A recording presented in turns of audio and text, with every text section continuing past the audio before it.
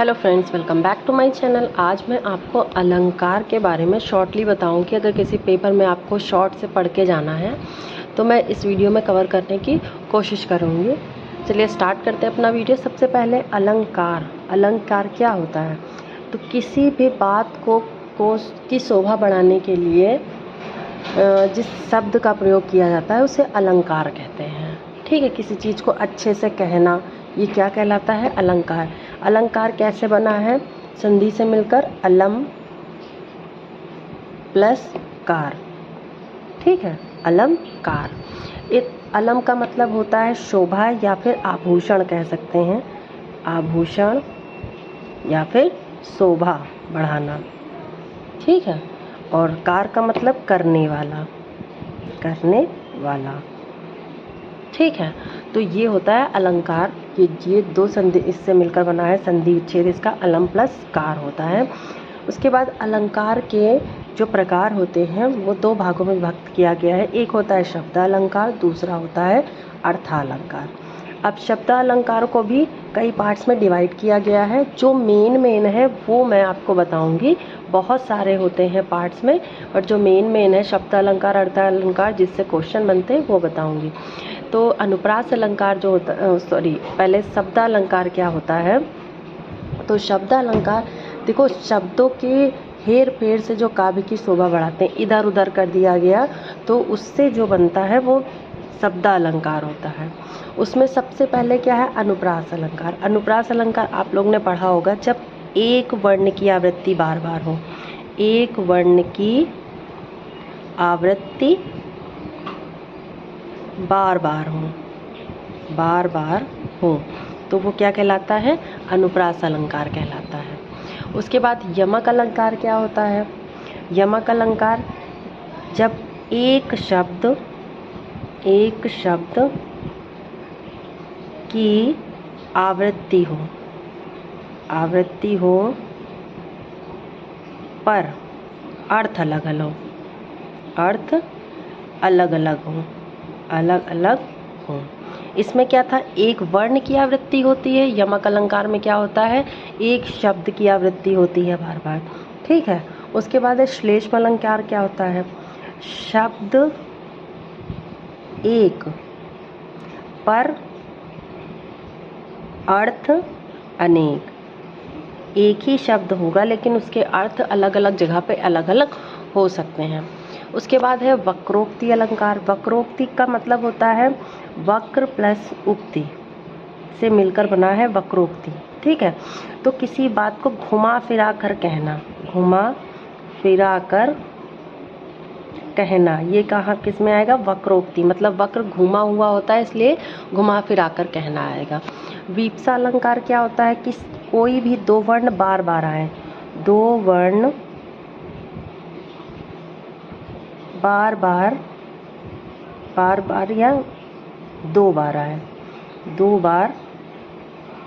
वर्ण दो बार आए, नहीं, वर्ण दो बार आए। जैसे छी बोलते हैं और चल ऐसे करके बोलते हैं, तो इस टाइप के जिसमें आएंगे ये वीप्सा अलंकार में होंगे। ठीक है, अनुप्रास में क्या होता है? एक ही वर्ण की आवृत्ति बार बार होती है, जैसे कि होते हैं रघुपति, राघव, राजा, राम। आप लोगों ने सब में एग्जाम्पल पढ़ा होगा। तो इसमें क्या होगा? रघुपति, राघव, राजा, राम। यमक अलंकार में क्या? कनक कनकते सौगुनी, ये आप लोगों ने पढ़ा है। ठीक है, उसके बाद श्लेष्म अलंकार, इसको मैं एग्जाम्पल के तौर पर लिख देती हूँ। इसमें कौन सा एग्जाम्पल? रघुपति वाला, रघुपति, राघव, राजा, राम। इसमें रा की आवृत्ति बार बार हो रही है अनुप्रास अलंकार में। यमक अलंकार में क्या होगा? कनक कनकते सौगुनी, कनक कनकते सौगुनी, है ना, ये इसका हो गया। उसके बाद कौन सा है? श्लेष्म अलंकार। श्लेष्म अलंकार में क्या होता है? मतलब एक ही वर्ण होगा बट उसके अलग अलग हो सकते हैं। जैसे पानी गए ना उबरे, पानी गए ना उबरे, मोती मानस चून। तो यहाँ पे पानी का अर्थ अलग अलग जगह पर अलग अलग हो सकता है। वक्रोक्ति अलंकार, इस किसी बात को घुमा फिरा कर कहना वक्रोक्ति, और वीप्सा अलंकार मतलब एक वर्ड को 2 बार घुमा फिरा मतलब 2 बार बोलना। उसके बाद है हमारा अर्थालंकार। देखिए अर्थालंकार से पहले देखिए इसमें अर्थालंकार में उपमेय और उपमा की बात कही जाती है और वाचक शब्द की बात कही जाती है। तो सबसे पहले मैं बता दूं उपमा क्या होता है, उपमेय क्या होता है, सॉरी उपमान और उपमेय क्या होता है। तो जो हमारा उपमान होता है, क्या यहाँ लिख देते हैं उपमान। तो मान का मतलब क्या है, जिसका अपना खुद का मान हो, जो किसी वस्तु, जैसे चांद है, कहते हैं चांद सा मुखड़ा, तो मतलब चांद चंद्रमा का एक अपना खुद का एक पहचान है, मान है, तो वो क्या कहलाएगा, उपमान। ठीक है, जो बहुत प्रसिद्ध चीज़ हो, प्रसिद्ध, बहुत प्रसिद्ध हो, ठीक है, शॉर्ट में। और उपमेय क्या होगा, जिससे तुलना की जाएगी, जिसकी तुलना की जाएगी किससे, उपमान से, मतलब जो हमें दिख रहा है, जो हमें सामने दिखे तभी तो तुलना कर पाएंगे। जैसे हम कोई है बहुत सुंदर है, उसमें कह रहे हैं चांद सा मुखड़ा है इसका, बहुत सुंदर है, तो कैसे कह पा रहे, जब हम उसको देख पा रहे हैं, हम उसको सामने देख रहे हैं, तभी तो उसकी तुलना हम चंद्रमा से कर पा रहे हैं। तो उपमान जिसका अपना खुद का मान होगा, वो बड़ी प्रसिद्ध चीज़ होगी, वो उपमा होगा। और उपमेय क्या होगा, जिसकी तुलना की जाएगी। ठीक है, और वाचक एक होता है वाचक शब्द। वाचक शब्द, वाचक शब्द क्या होते हैं, वे शब्द जो समानता या तुलना करने के लिए प्रयोग किया, जैसे चांद सा मुखड़ा, सा है ना, या चांद के समान, जो तुलना करने में, समानता या तुलना में प्रयोग हो शब्द, वो कौन शब्द कहलाते हैं, वाचक शब्द कहलाते हैं। तो ये 3 चीज़ थी।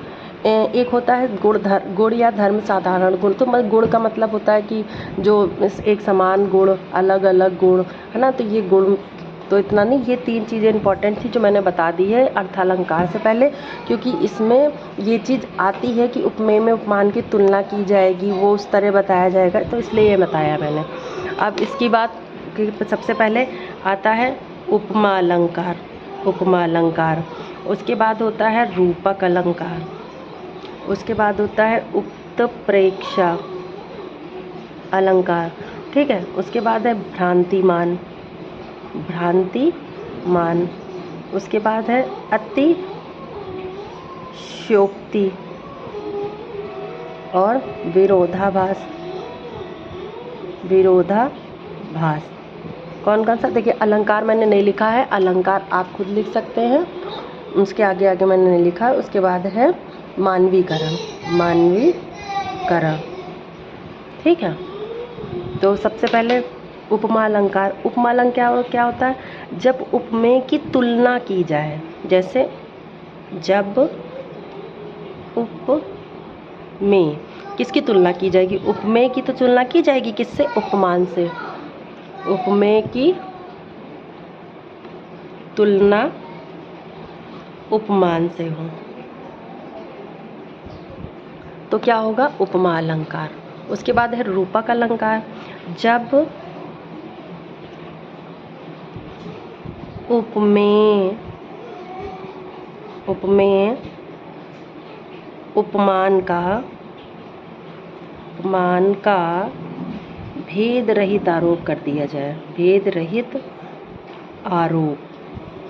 अब देखिए दोनों में अंतर क्या है, उपमा में क्या है, तुलना की जा रही है ना।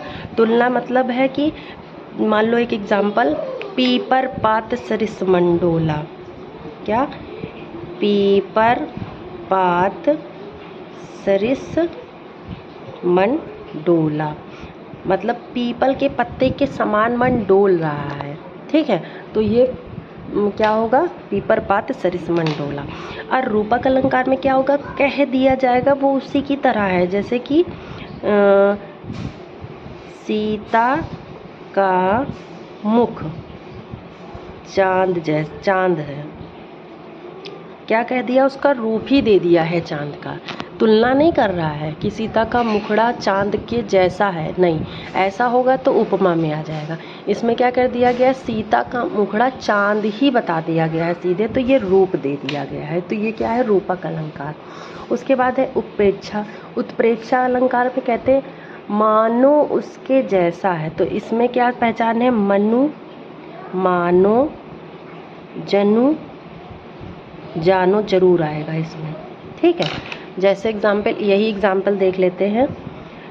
सीता का मुखड़ा मानो चांद जैसा है, चांद जैसा है या चांद है, तो मनु, मानो, जनु, जानो जहाँ आएगा उससे हम जान जाएंगे कि ये उत्प्रेक्षा अलंकार है।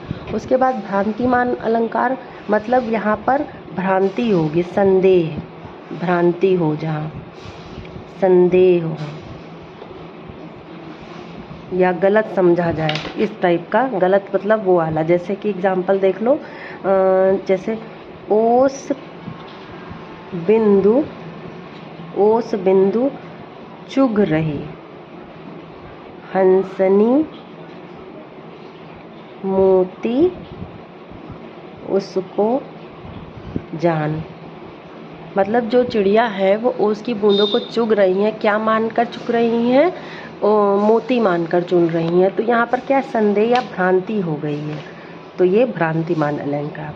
अतिशयोक्ति अलंकार, किसी भी बात को बढ़ा चढ़ा कर कहना, बात को बढ़ा चढ़ा कर कहना ना, भ्रांतिमान अतिशयोक्ति अलंकार है। उसके बाद विरोधाभास अलंकार। विरोधाभास अलंकार में जब दो विपरीत बातें हों, दो विपरीत बातें कही जाएं, मतलब जब से आँख लगी तब से आँख ना लगी, जब से आँख लगी तब से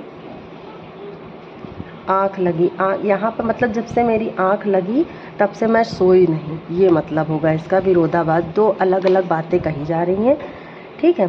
मानवीकरण अधिकार में, जिसमें अमानव से मानवीय गुणों की तुलना की जाए, अमानव मतलब जो मानव ना हो उनकी तुलना मानव से की जाए, अमानव की तुलना मानव से हो।